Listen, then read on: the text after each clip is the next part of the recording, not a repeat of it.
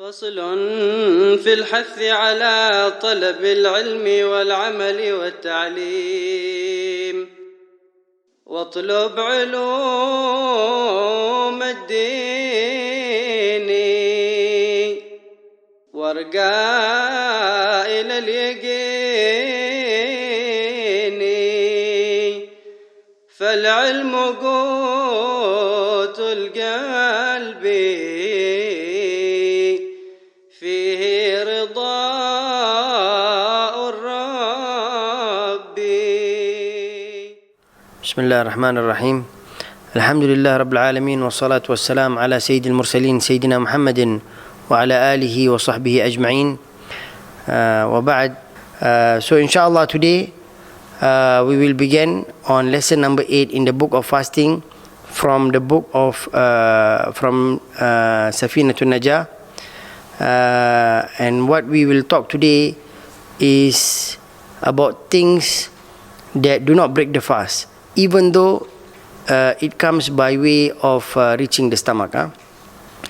So the author says, فصل or section, الذي لا يفطر مما يصل إلى الجوف سبعة أفراد. The things which does not break the fast even when it reaches the stomach or reaches a cavity. This الأول, the first one, ما يصل إلى الجوف بنسيان أو جهل أو إكراه. This is 1, 2, 3. وبجريان ريق بما بين أسنانه وقد عجز عن مجه لعذره. Number 4. Number 5, وما وصل إلى الجوف وكان غبار طريق. Number 6, وما وصل إليه وكان غربلة دقيق. And number 7, أو ذبابا طائرا أو نحوه. So in this section we learn about these 7 things. The first one, that which reaches the body cavity out of forgetfulness. The second one, or in a state of ignorance. And third, or by force. So these 3 things reaches the body cavity, but the reason is, for example, the first one is forgetfulness. So a person ate something during his fast, but by way of forgetfulness. He did not remember that he is fasting. So this does not nullify the fast. In fact, Rasulullah sallallahu alaihi wasallam said, وَمَنْ نَسِيَ وَهُوَ صَائِمٌ فَأَكَلَ أَوْ شَرِبَ فَلْيُتِمَّ صَوْمَهُ فَإِنَّمَا أَطْعَمَهُ اللَّهُ وَسَقَاهُ. Which means, and whoever forgot and he is fasting and he ate and drank while he was fasting, so he should complete his fasting. Means that his fasting is not nullified. فَإِنَّمَا أَطْعَمَهُ اللَّهُ وَسَقَاهُ. For verily Allah subhanahu wa ta'ala fed him and gave him water, gave him a drink. So it does not nullify. And what is the hukum for us if we see someone who is eating or drinking during the day of Ramadan? So we look at the state of that person. If that person is a person who is straight, who is a person who is salih, you know that he actually should be fasting. So it is recommended not to remind him. Let him finish his food. But if a person, we know from his state that he is a person who is fasting, who does not fast or who skips fasting, then we should remind him so that he does not make it an excuse to forget. So that is the recommended thing to do for those who, if you see someone forget. For you, it doesn't nullify the fasting. The second is if a person ate in a state of ignorance. In a state of ignorance, meaning whether the person does not know that this thing nullifies fasting. So for example, someone maybe is famous that eating and drinking breaks the fast. But let's assume that someone was trying to force himself to vomit. So induced vomit nullifies the fast. But this person is new to Islam and he did not know that this breaks the fast. So for this person, as long as there is no shortcoming from him or from them, if the person did not know this without any shortcoming, then it does not nullify the fast. An example of this is if let's say someone he is fasting, and because he is a new Muslim, just became Muslim, or he is in a very a place that is very far from Muslims, like maybe living in the jungle or in high mountains, and there are no access to knowledge there. So this person is excused until he gets the opportunity to learn. Also, maybe some issues. Maybe he's in a town, and there are a lot of teachers, so he should learn about fasting. But because this is a mas'ala, an issue that might be intricate for general people. So, for example, if a person did not know that if water came through the ear breaks the fast. So you see, I did not know that. So for this person, it does not nullify because of his ignorance. So either because of his being far from the scholars, or either because the mas'ala, the issue itself is something that is intricate. The third is by force. So if a person forces another, and it's a real threat, it's a real threat, and it's unavoidable. So when a person is being under threat and he breaks his fast, this breaking of the fast does not nullify, because it is not from his own intention, or it is not by his own actions. It is made by him, but it was made under duress. So this does not break the fast.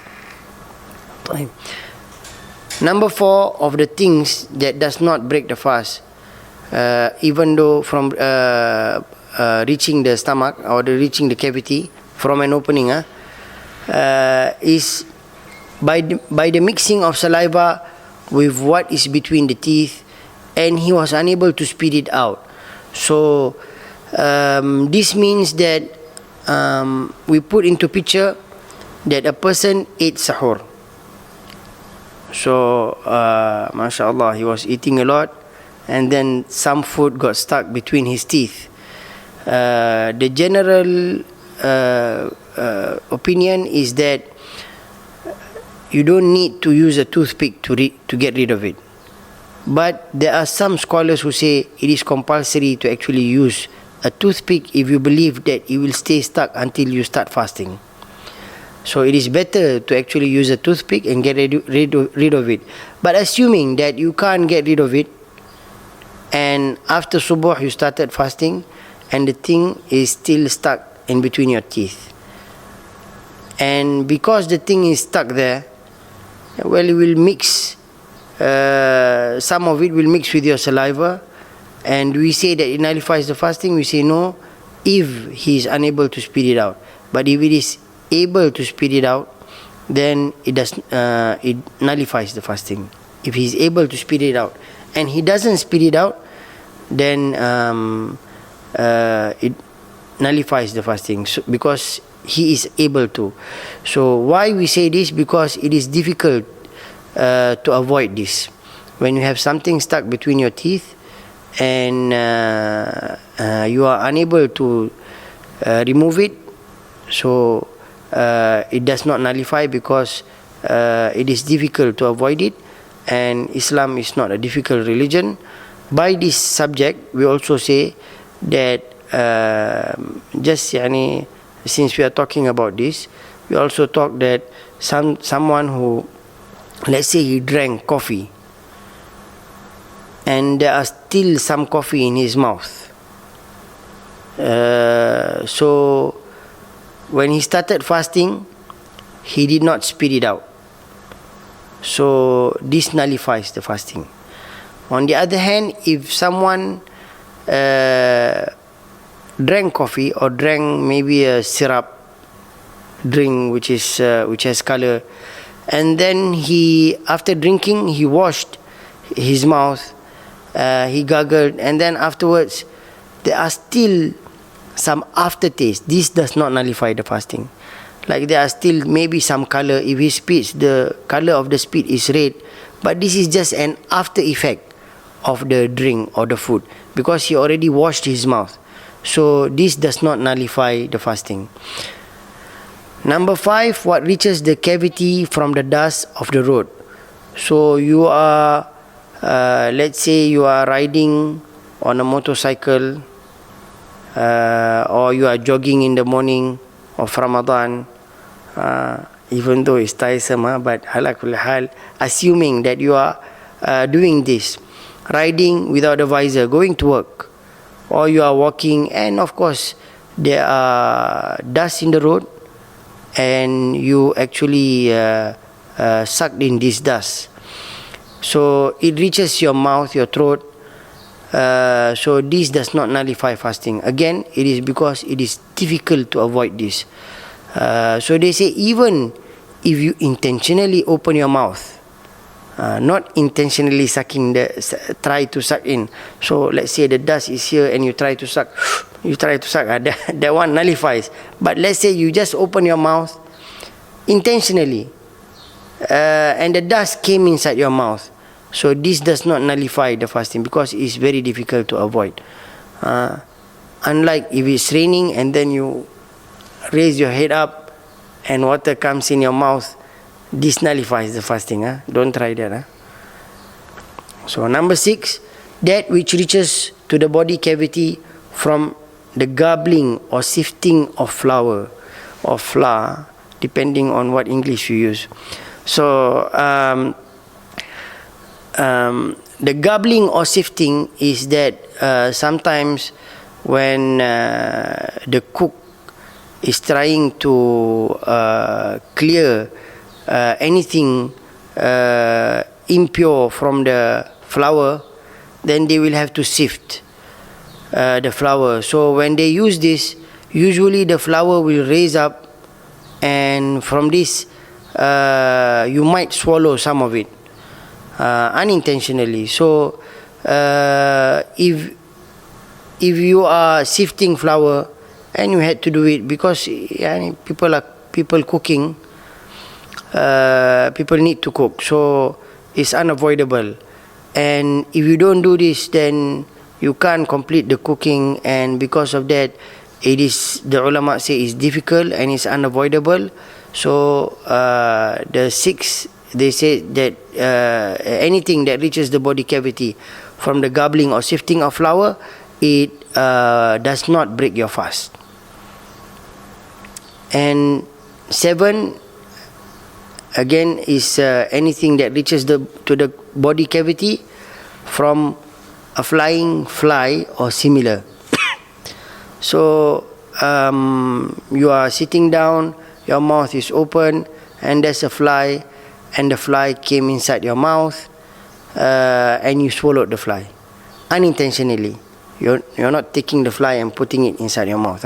Or similar, mosquito, maybe, subhanallah, a dragonfly tried to attack you, so they came inside your mouth, and you swallowed it. So because again, sometimes it's difficult, especially in places where there are a lot of flies or mosquitoes. If a fly enters your throat by itself, it does not nullify the fasting. However, what happens if, let's say, a fly enters your throat and then it gets stuck in your throat, and it is actually irritating you a lot, so you have to remove it now. So the ulama say you are allowed to remove it, and then you have to continue fasting, but that fast for that day is not counted, and you have to make up for it another day after Ramadan.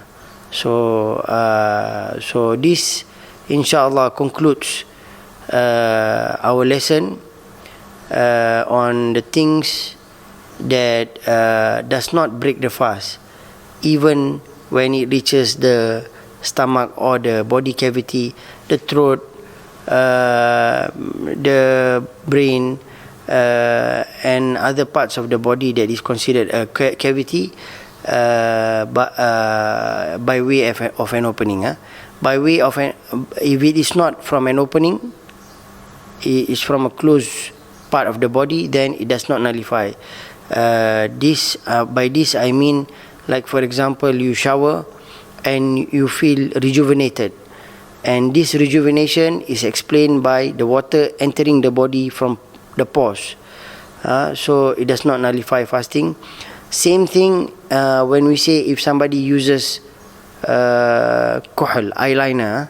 Somebody uses eyeliner, and when using the eyeliner, the taste of the product that is used, the kuhl, the eyeliner itself, it sometimes can be felt, can be tasted in the throat, but because it entered from the eye, and in our madhab, the eye is not an open, it's not an opening, so it does not nullify the fasting.